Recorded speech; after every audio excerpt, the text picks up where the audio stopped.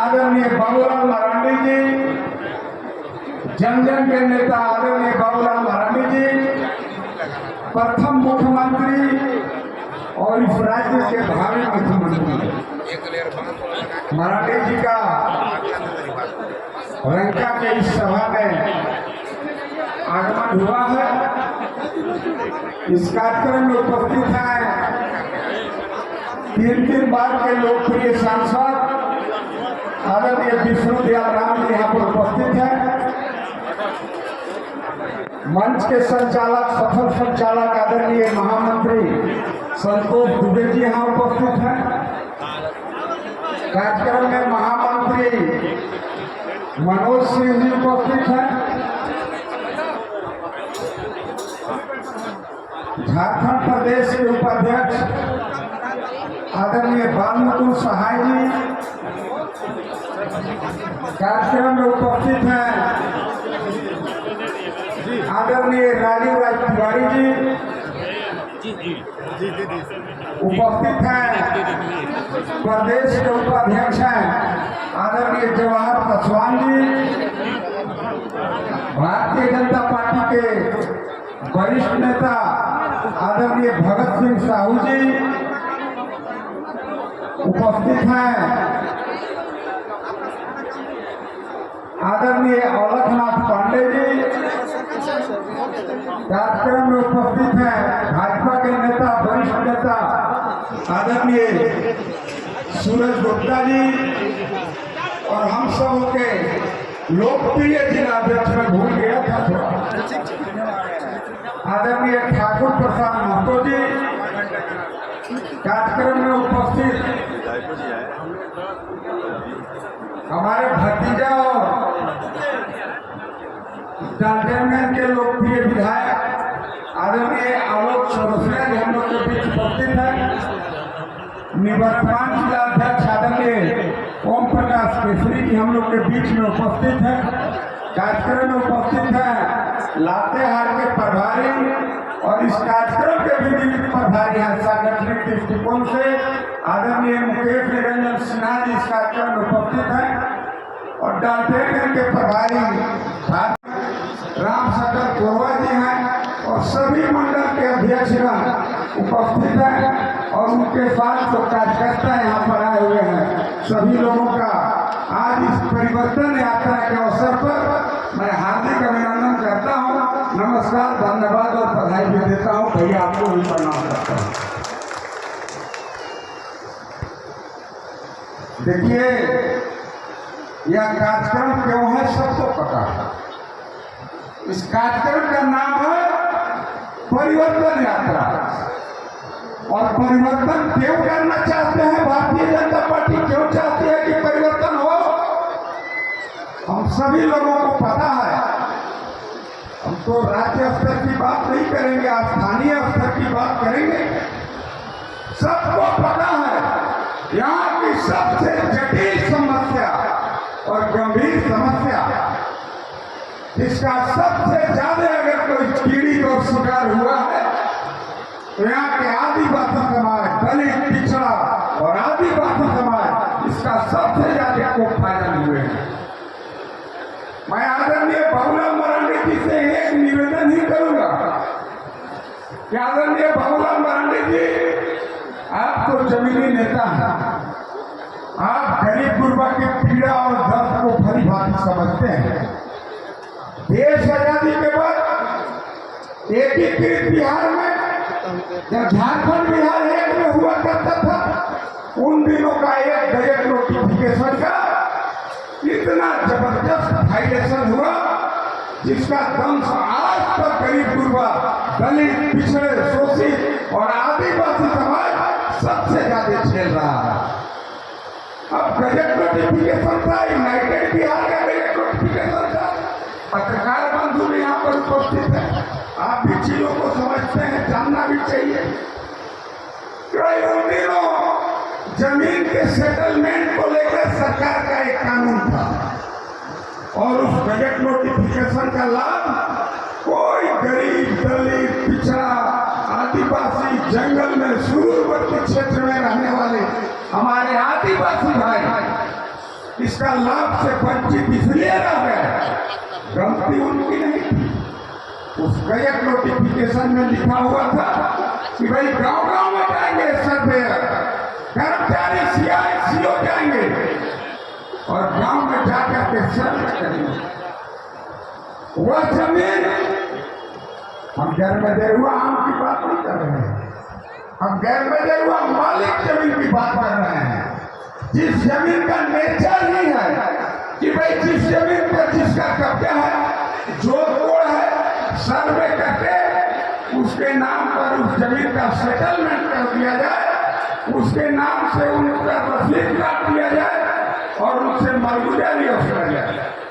तब आवाज दिया था कि भाई बहुत सारे लोग गांव में खेती बाड़ी करते थे, जो तोड़ करते थे, कब्जा उनका था, लेकिन कोई पदाधिकारी गांव में इन गरीब दलित पिछड़े आदिवासी के बस्ती में जाना मुनासिब नहीं समझा।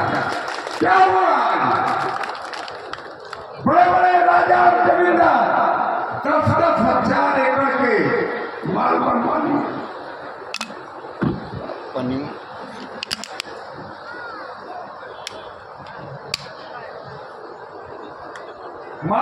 लिए, लेकिन गरीब गुरबा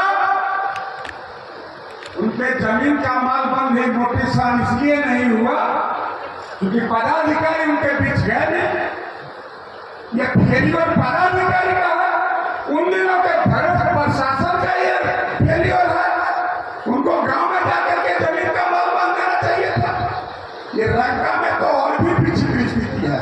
रंका हो, रमकंडा हो, चिनिया हो, ये आदिवासी बहुल प्रखंड है। 95% आदिवासी जिनके जोर तोड़ में तो जमीन है, लेकिन बेचारे भयभीत हैं। इसलिए भयभीत हैं, बहुत लोगों का रसीद नहीं कटा और कुछ लोग अगर रसीद कटा भी लिए, बेचारे का जमीन ऑनलाइन नहीं होता है। आज भी रजिस्टर 2 में आप देखेंगे उन्हीं राजा और जमींदार और दबंगों के नाम पर आज भी उसका कागज है। कई जमीन तो ऐसे भी हैं। यही सोनदाग की घटना को देखिए।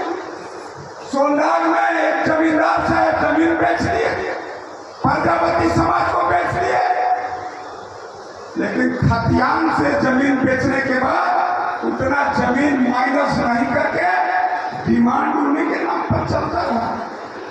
और आज जब रजिस्टर 2 हुआ, रजिस्टर 2 में क्या हो, रजिस्टर 2 को जब ऑनलाइन किया जाने लगा, डिजिटाइजेशन किया जाने लगा, तो मोदी जी का बहुत ही अच्छा सोच है कि भाई गरीब के जमीन का हेरा फेरी नहीं हो, गरीब का जमीन डिजिटाइजेशन हो जाए, नेट पर चढ़ जाए।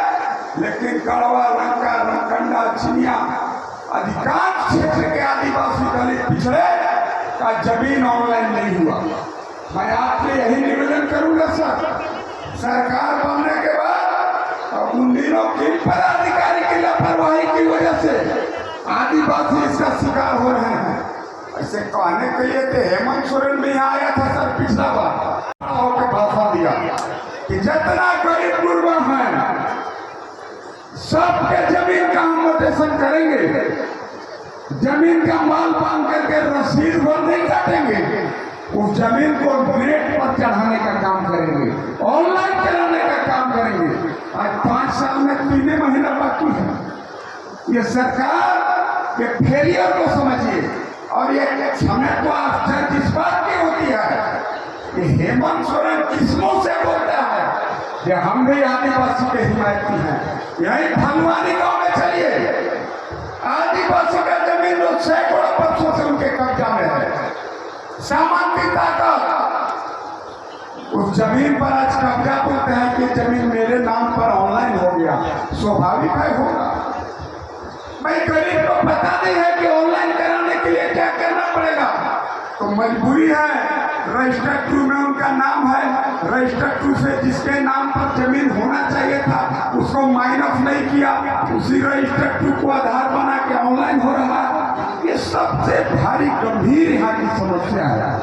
मैं आदरणीय आप सभी उपस्थित लोगों से जानना चाहता हूँ कि यहाँ पर जितने लोग उपस्थित हैं, आप लोग में से कितने लोगों का ऐसा जर्मजरुआ जमीन है जिसका रसीद नहीं कटा और ऑनलाइन नहीं हुआ?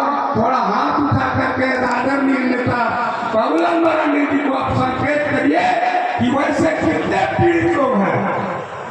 आप लोग का जमीन सरकार नहीं लगा जी, नहीं माल बनाने का मगर एगो उठा रहा जी, सब के है कि एक एगो के है? आप लोग का दिल्ली माल बना गया क्या जमीन के साथ? बना गया खड़ा था, हो गया ऑनलाइन नहीं ना हुआ कि हो गया? अब वहां पर सरकार आदमी के हो गया जी ऑनलाइन जमीन। ओ भाई जी आप लोग का हुआ कि हो गया? आप लोग सबका हो गया क्या ऑनलाइन जमीन? नहीं ना। और सर इसका अगर आप कारण देखेंगे, जर्मजरुआ मालिक जमीन का अभिप्राय था कि जिसके कब्जा में है प्रशासनिक पदाधिकारी को जाकर के उनके नाम पर सेटलमेंट कर देना चाहिए। आज 99% दलित पिछड़ा आदिवासी जमीन उनके जोधपुर कब्जा में है, लेकिन उनका जमीन का लोकेशन नहीं और उस जमीन का अभिप्राय था कि गरीब के नाम पर इसका सेटलमेंट हो जाए, गरीब के नाम पर इसका माल बांध दिया जाए।